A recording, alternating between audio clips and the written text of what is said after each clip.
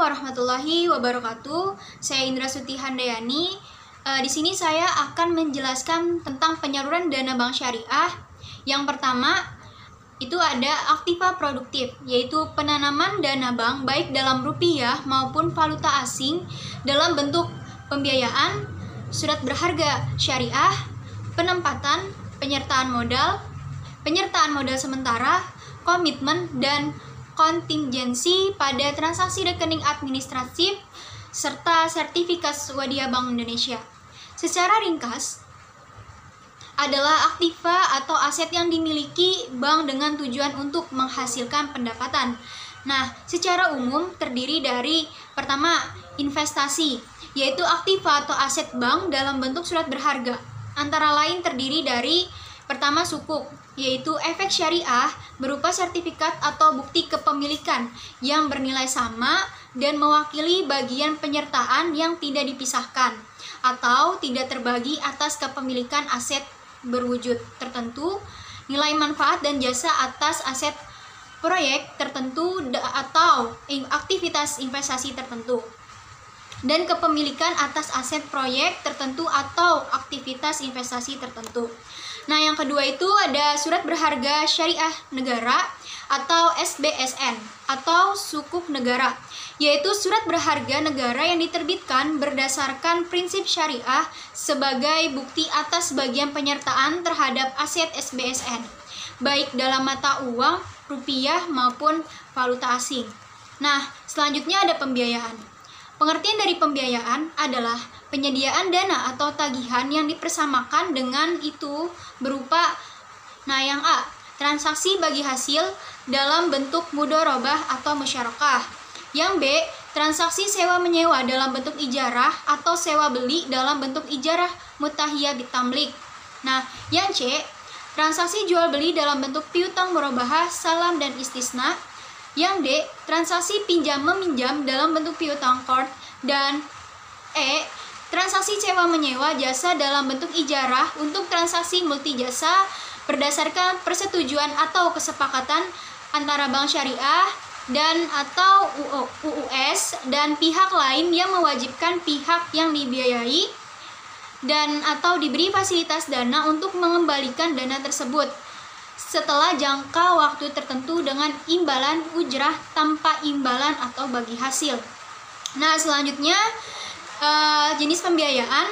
Yang pertama ada pembiayaan produktif atau komersial, yaitu pembiayaan yang diberikan untuk membantu kebutuhan modal kerja usaha atau peputaran usaha nasabah.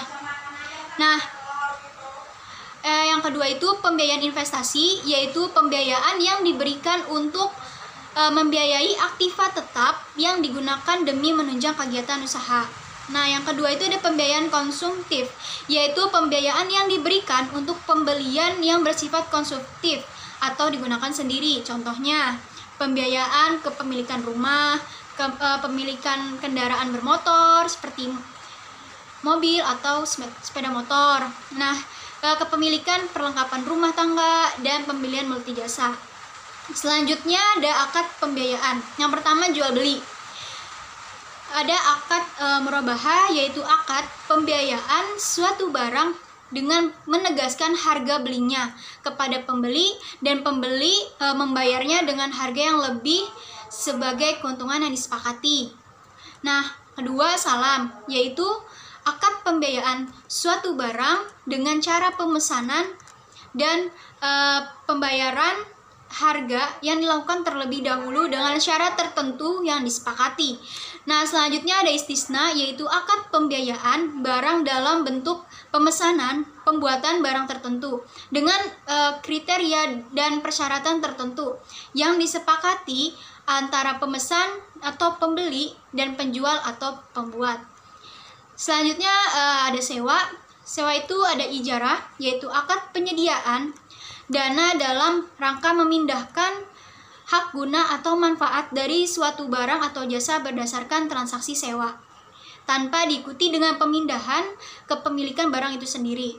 Nah, yang kedua ada ijarah muntahiyah bitamlik, yaitu akad penyediaan dana dalam rangka memindahkan hak guna atau manfaat dari suatu barang atau jasa berdasarkan transaksi sewa dengan opsi pemindahan kepemilikan barang.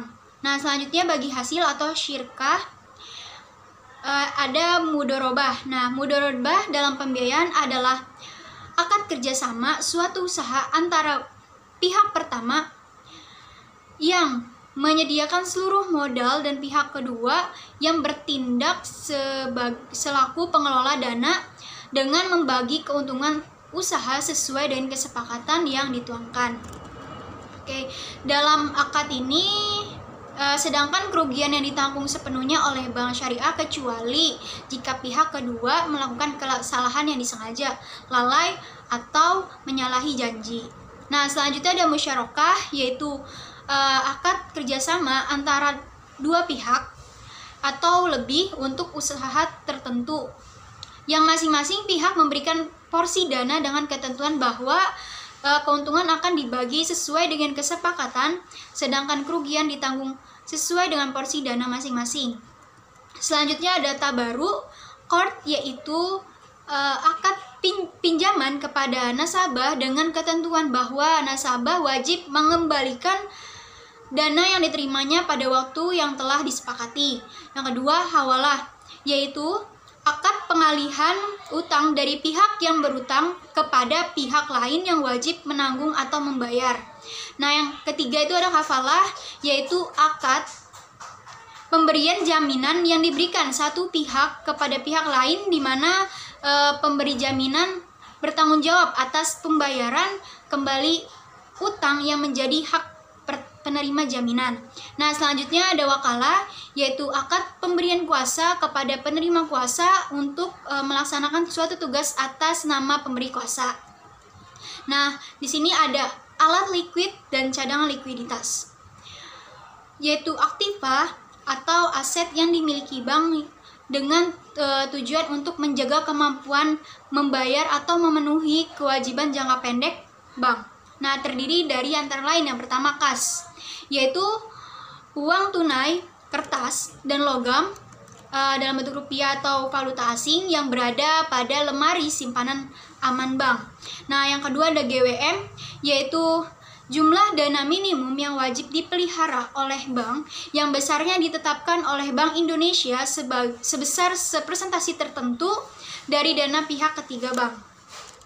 Oke, selanjutnya ada rek di bank lain atau koresponden, yaitu dana bank dalam bentuk rupiah dan valuta asing yang ditempatkan di bank lain untuk tujuan mendukung kelancaran operasional bank.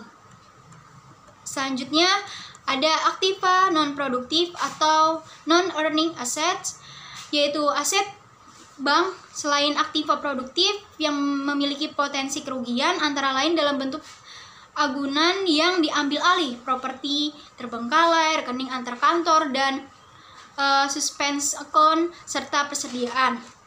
Terus ada aktiva tetap dan lain-lain, yaitu aktiva atau aset yang dimiliki bank dengan tujuan untuk mendukung pelaksanaan bisnis dan operasional bank terdiri dari antara lain tanah, gedung, kendaraan, sistem komputer, peralatan kantor, dan lain-lain. Sekian penjelasan tentang penyaluran dana bank syariah. Kurang dan lebihnya mohon maaf. Wassalamualaikum warahmatullahi wabarakatuh.